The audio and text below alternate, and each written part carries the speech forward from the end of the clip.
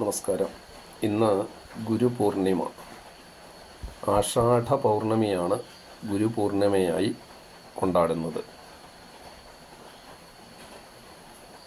ഭാരതീയ ധർമ്മശാസ്ത്രങ്ങളുടെ ആചാര്യനായ, വേദങ്ങളെ വ്യസിച്ച മഹാഭാരത കർത്താവായ, 18 പുരാണങ്ങളുടെയും രചയിതാവായ സാക്ഷാൽ ഭഗവാൻ വേദവ്യാസൻ്റെ ജന്മദിനമാണ് വ്യാസജയന്തി ഗുരുപൂർണിമയായി ആചരിക്കുന്നത്. ബുദ്ധജയന്തി എന്ന നിലയിൽ ബുദ്ധപൂർണിമ എന്നും ഗുരുപൂർണിമ വിശേഷിപ്പിക്കപ്പെടുന്നു. ബൗദ്ധ മതാനുയായികൾ ബുദ്ധജയന്തിയായി ഗുരുപൂർണിമയെ കൊണ്ടാടുന്നുണ്ട്. ഗുരു സങ്കല്പത്തിന് അത്യധികമായ പ്രാധാന്യം ഉൾക്കൊണ്ടുകൊണ്ട് ആചരിക്കുന്ന ഗുരുപൂർണിമ ആസേതു ഹിമാചലം ഭാരതമാസകലം കൊണ്ടാടുന്ന വിശേഷ ദിനമാണ്. ഗുശബ്ദ അന്ധകാര സ്യാത് രുശബ്ദ തന്നിരോധക അന്ധകാര നിരോധിത്വാത് ഗുരുർ ഇത്യഭിധീയതേ. ഗു എന്ന ശബ്ദം അന്ധകാരത്തെ, ഇരുട്ടിനെ സൂചിപ്പിക്കുന്നു. ഗുഹ എന്ന വാക്ക് ഇരുട്ടുള്ള സ്ഥലമായതുകൊണ്ടാണ് ഗുഹ എന്ന പേരുണ്ടായത്. ഗു ശബ്ദ അന്ധകാരത്തെ സൂചിപ്പിക്കുന്നതാണ് ഗു എന്ന ശബ്ദം.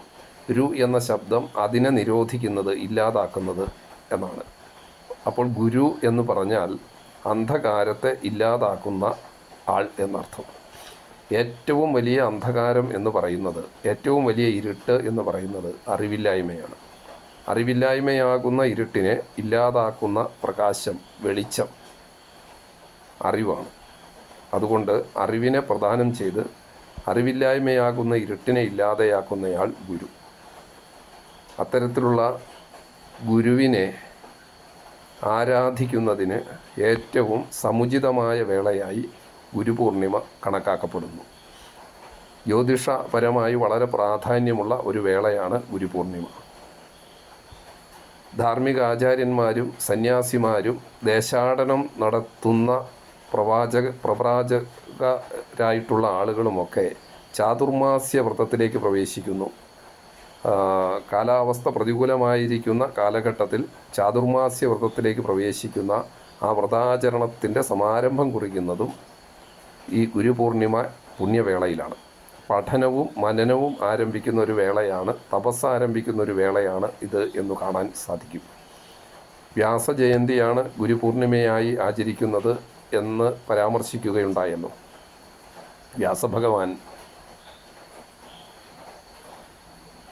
നിരവധിയായ ധർമ്മശാസ്ത്രങ്ങളെ ലോകത്തിന് സമ്മാനിച്ച ആചാര്യനാണ്.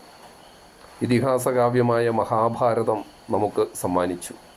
ഭാരതം എന്ന ഈ ദേശത്തിൻ്റെ പേരു തന്നെ ഗ്രന്ഥത്തിൻ്റെയും പേരായിട്ടുള്ള വിശിഷ്ടമായ ഗ്രന്ഥമാണ് മഹാഭാരതം.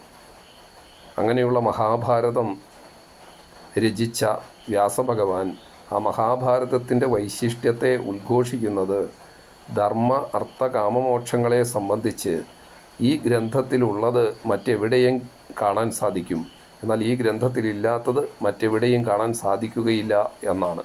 അത്രമാത്രം സമഗ്രത മഹാഭാരതം എന്ന വിശിഷ്ട ഗ്രന്ഥത്തിലുണ്ട് എന്ന് ആത്മവിശ്വാസത്തോടുകൂടി പ്രഖ്യാപിക്കാൻ ഭാരതകർത്താവിന് സാധിക്കുന്നു എന്നർത്ഥം.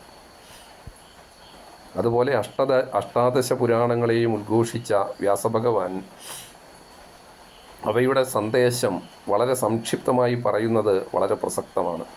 അഷ്ടാദശ പുരാണേഷു വ്യാസസ്യ വചനം ദ്വയം പരോപകാരായ പുണ്യായ പാപായ പരപീഡനം. 18 പുരാണത്താൽ വ്യാസൻ ചൊന്നതു രണ്ടു താൻ, പരോപകാരമേ പുണ്യം പാപമേ പരപീഡനം.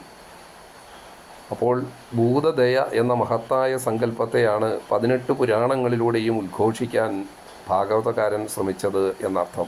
തന്നെപ്പോലെ സകല ജീവജാലങ്ങളെയും കാണാൻ സാധിക്കുക, സകല ജീവജാലങ്ങളിലും സകല ചരാചരങ്ങളിലും തന്നെ കാണാൻ സാധിക്കുക, എല്ലാ പ്രപഞ്ചത്തിൻ്റെ വൈവിധ്യപൂർണമായ വിധാനങ്ങളും ഒന്നു തന്നെയാണ്, ഒരേക സത്തയുടെ പ്രകാശനങ്ങളാണ് എന്ന് മനസ്സിലാക്കുക.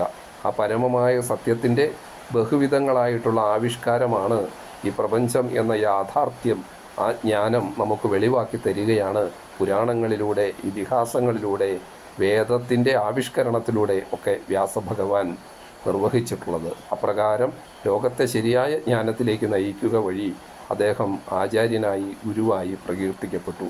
ആ വ്യാസവചനങ്ങളുടെ തത്വചിന്തയുടെ ആ ജ്ഞാനത്തിൻ്റെ ആന്തരികതയിലേക്ക് നമുക്ക് പ്രവേശിക്കാൻ, പ്രയാണം ചെയ്യാൻ ഉള്ള ആ ചുവടുവയ്പ്പിന് ഏറ്റവും ഉചിതമായിട്ടുള്ള വേളയാണ് ഗുരുസങ്കല്പത്തിന് മുന്നിൽ പ്രണമിക്കാനുള്ള, ഗുരുതത്വത്തിന് മുന്നിൽ പ്രണമിക്കാനുള്ള, ഗുരുവര്യന്മാരുടെ പാദകമലങ്ങളിൽ പ്രണമിക്കാനുള്ള ഏറ്റവും വിശേഷമായ വേളയാണ് ഗുരുപൂർണിമ എന്ന് കാണാൻ സാധിക്കും.